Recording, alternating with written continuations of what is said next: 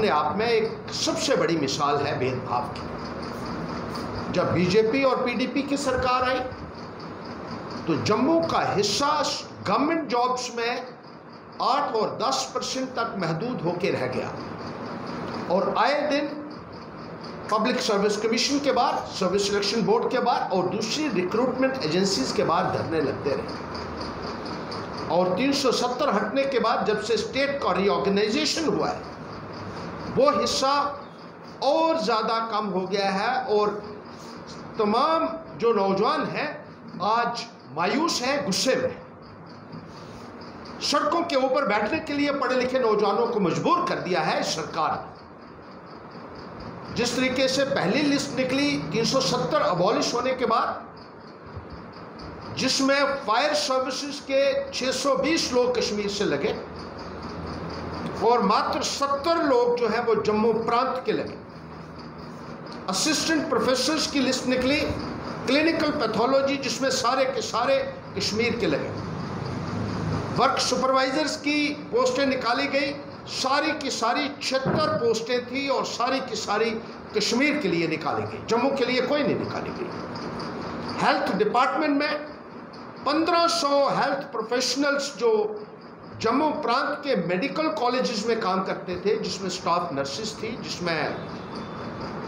Laboratory technicians थे, x ray assistants थे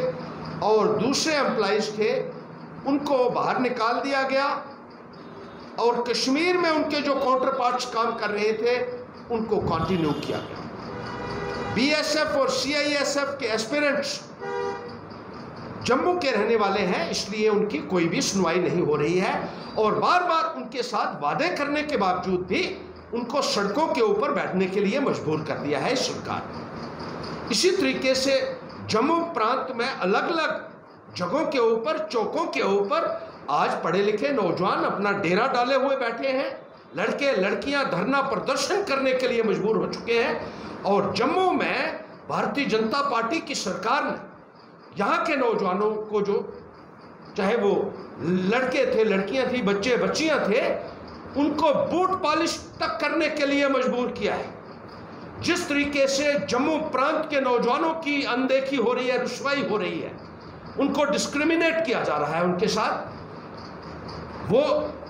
अपने आप में पूरे जम्मू कश्मीर के इतिहास में एक मिसाल होगी भेदभाव की, जिसके लिए भारतीय जनता पार्टी पूरे तरीके से जिम्मेदार है। और दूसरी कैटेगरीज के भी जो अनएम्प्लॉयड यूथ हैं, सेमी एम्प्लॉयड हैं, अंडर एम्प्लॉयड हैं, डेली वेजेस हैं, कॉन्ट्रेक्चुअल्स हैं, रैबरे खेल के लोग हैं,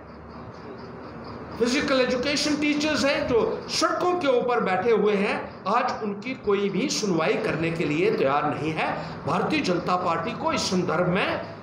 यहाँ के नौजवानों को जवाब देना होगा और आने वाले वक्त में मैं ये कहना चाहता हूँ कि नौजवान इकट्ठा होकर भारतीय जनता पार्टी को ऐसा सबक सिखाएंगे कि कोई भी पॉलिटिकल पार्टी नौजवानों के जज्बात के साथ विश्वासघात करने का सोच भी नहीं सकेगी।